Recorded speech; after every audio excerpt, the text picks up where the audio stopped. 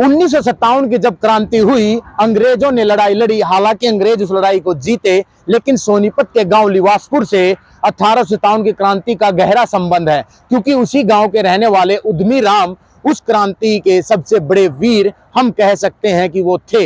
हालांकि अंग्रेजों ने उन्हें पकड़ लिया था और मार भी दिया था, लेकिन वो वीर गति को जब प्राप्त हुए तो अंग्रेजों से लड़ते हुए प्राप्त हुए थे। और 35 दिनों तक उन्हें जो यातनाएं दी गई वो शायद ही किसी और को दी होंगी। उसके साथियों को कोहलुओं के पत्थर के कोहलू थे, उनके नीचे कुचला गया था। उनमें से ही एक कोहलू आज भी यहाँ पर मौजूद है। आप तस्वीरों में देख सकते हैं कि आज भी यह कोहलू यहीं सोनीपत के main GT road highway national 44 के पास देवीलाल पार्क में रखा गया है। ऐसे ही कोहलू थे जिनको उस समय इस्तेमाल किया गया था। उद्यमी राम और उसके 22 साथियों का एक संगठन था जो अंग्रेजों के खिलाफ लगातार काम कर रहा था और अंग्रेजों को पानीपत में कैंप से जाने से रोक रहा था। जो भी अंग्रेज मिल रहा था उनको मार दिया जाता था। लिवासपुर गांव के ही हैं, उद्यमी राम के परिवार से हमारे साथ हैं, उनसे जान लेते हैं कि क्या कुछ उनका इतिहास रहा।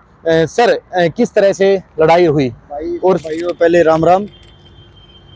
और जो हमारे दादाजी थे शहीद उद्यमी राम जी, जो यहाँ पे रहते थे, जो अंग्रेज यहाँ से अपने सेना को लेकर पानीपत की तरफ जाते थे, जो भी उन्हें मिलता था उनको मार देते थे। क्योंकि जो उनकी जो दिक्कत थी, जो परेशानी थी, वो एक लड़ाई थी, एक मोटिव था नॉर्मली, ठीक है।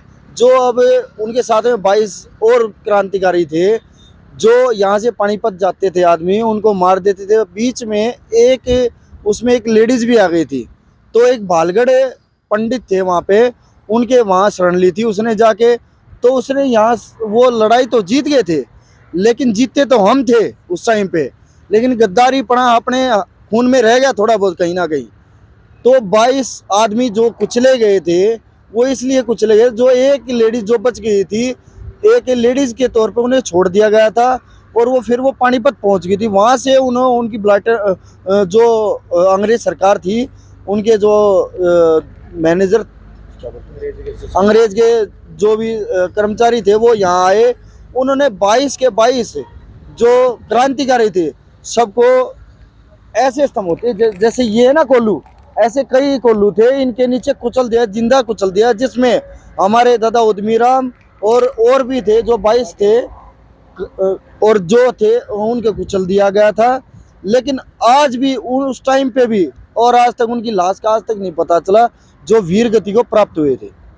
तो हम ये कहेंगे मांगेराम जी कि जिस तरह से उद्यमी राम ने तो लड़ाई लड़ी, लेकिन जो महिला अंग्रेज थी, हालांकि अपने पति के साथ आई थी, उसको मार दिया गया था, उनको छोड़ दिया गया था। कहीं ना कहीं हम ये लग रहा है इस मामले में जो इतिहास है कि उस महिला ने ही पूरी जानकारी उद्यमी राम जी और उसके साथियों के बारे में दी अंग्रेजों। बिल्कुल बिल्कुल सही बात है। जो एक छोड़ दी थी उस टाइम पे, एक महिला के तौर पे छोड़ दी थी, चलो महिला छोड़ देती इसको, वही अपनी बटालियन को लेके आई थी और फिर ने पूरा सारा जो भी मरवाया था, धोखे से जो भी काम हुआ था, इनके नीचे कुचला गया था। सभी वीर जो नौजवान थे इनके नीचे कुचला गया था। लेकिन आज के तौर पे जो हमारी सरकार है, जो हमारे वीर गति को प्राप्त हुए थे शहीद उद्यमी राम जी, जो इनके साथ में थे 22 और थे, जो इनकी हालत फिलहाल देख ले, यहाँ की देख ले, स्तंभ देख ले, वो इतना खराब हो चुका है। सरकार इसकी तरफ कोई ध्यान नहीं दे रही है। मैं तो कहता हूँ हाथ जोड़ के रिक्वेस्ट है कि भाई जो भी ये स्तंभ है, ये नहीं कहीं जहाँ भी स्तंभ है, इनकी पूरी देखभाल रक्षा की जाए